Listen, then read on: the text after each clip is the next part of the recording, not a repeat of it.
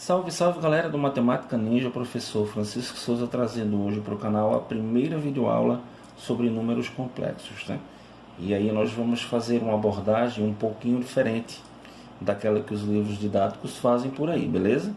Mas antes, se você apoia a nossa iniciativa, deixa o teu like aí, se inscreve no nosso canal também se é novo por aqui e compartilha o vídeo aí com teus amigos, tá? Bom pessoal, então vamos lá, vamos começar a partir da ideia das equações de segundo grau, tá? Lá no nono ano, quando a gente vai estudar as equações de segundo grau, a gente aprende um método resolutivo que no Brasil é conhecido como fórmula de Bhaskara, né? É aquela famosa formulazinha que possui o delta. Vamos lembrar dela, ó? A fórmula é a seguinte, né?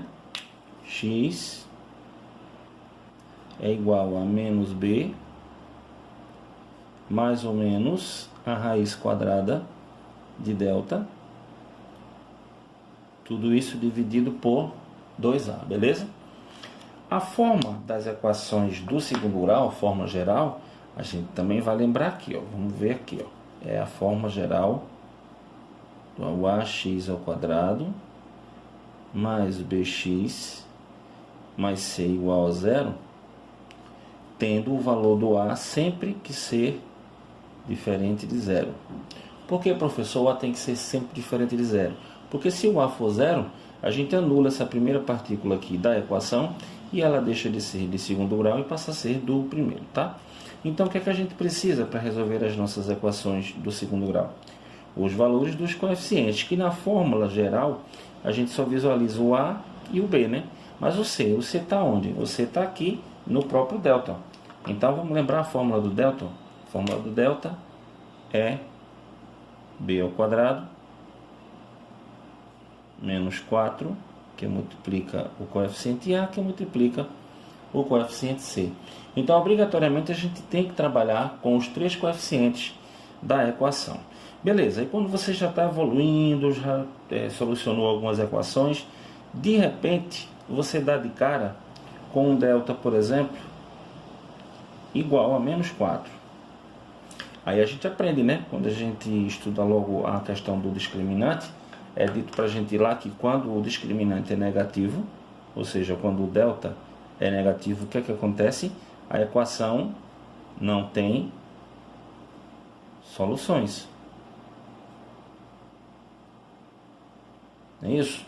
E muitos até comemoram, ei, que legal, eu prefiro que o delta dê negativo para não ter que seguir resolvendo a minha equação. Então, quando o delta é menor do que zero, a gente diz que a equação não tem solução. Por que isso acontece? Vamos lá então. Quando a gente tenta calcular a raiz quadrada desse delta igual a menos 4 aqui, o que é que acontece? A gente já aprendeu no nono ano, nas regras sobre radiciação, que não existem raízes nem quadradas, nem de qualquer índice que seja par aqui.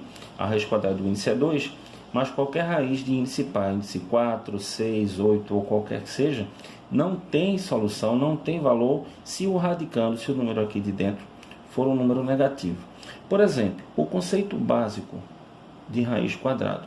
Vamos imaginar aqui, raiz quadrada de A é igual a B.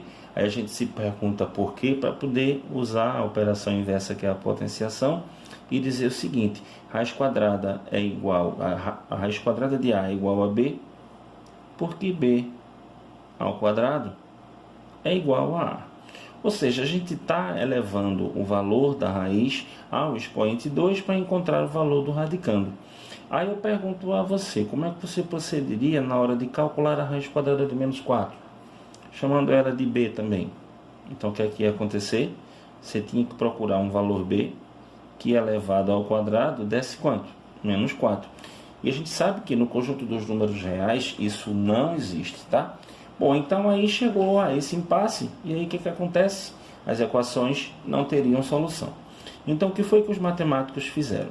Eles criaram um númerozinho chamado de base imaginária, representado pela letra I.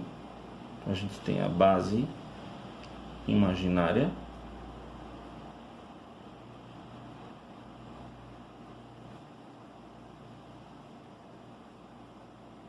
representado pela letra I, que os matemáticos atribuíram ao valor dessa base imaginária, desse i, a raiz quadrada de menos 1. Ou seja, é a raiz de índice par menor que tem e o número negativo inteiro, inteiro negativo menor que tem também. Ou seja, é o valor básico. É a base, por isso o nome base, do número imaginário. Ou seja, de toda a construção do conhecimento sobre números complexos. Então temos aqui que o i é igual a raiz quadrada de menos 1. Ora, Chico, então quer dizer que com essa nova ideia, com essa introdução dessa base imaginária, as raízes quadradas de número negativo passam a ter solução? Sim, passam. Vou mostrar agora para vocês. Como é que ficaria então a raiz quadrada de menos 4? Vou utilizar uma outra propriedade dos radicais que diz o seguinte: a raiz do produto de dois números é igual ao produto das raízes individuais desses números, tá? Só que eu vou usar essa propriedade de trás para frente, para assim dizer. Então vamos lá. Vocês concordam comigo que o menos 4 ele pode ser escrito como sendo 4 multiplicado por menos 1? Sim, né? Porque produto de números com sinais opostos dá negativo e 4 vezes 1 dá 4, beleza? Então raiz quadrada de menos 4 é a mesma coisa que a raiz quadrada de 4 multiplicado por menos 1. Utilizando essa propriedade e separando os dois, eu fico com raiz quadrada de 4 multiplicado pela raiz de menos 1. Ora, a raiz quadrada de 4, todo mundo sabe quanto que é, 2. E a raiz quadrada de menos 1 é exatamente o valor da base imaginária que os matemáticos criaram.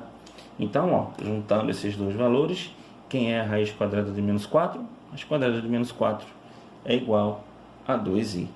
Tá, Chico, mas toda vez que eu tiver um número, que eu tenho que calcular a raiz quadrada de um número negativo, eu vou ter que fazer todo esse processo? Não. Vamos ver de um modo mais prático aqui agora. Por exemplo, raiz quadrada de 9. O que é que você pode fazer aqui para estar calculando a raiz quadrada de menos 9?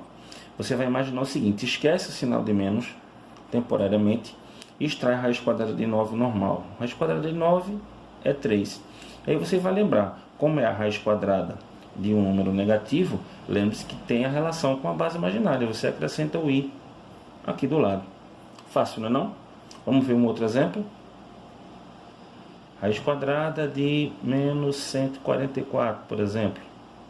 Esquece o menos, aí fica a raiz quadrada de 144. Qual é o número que é elevado ao quadrado da 144? É o número 12. Só que aí, por conta do menos, você põe o i.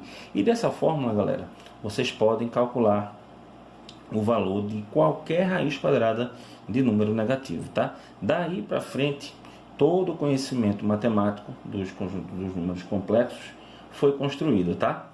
Na próxima aula a gente vai ver formas de representar números complexos. Basicamente existem duas: é a forma algébrica e a forma trigonométrica. E aí nós vamos começar a trabalhar a forma algébrica dos números complexos, beleza? Um grande abraço para vocês aí, e até o próximo vídeo.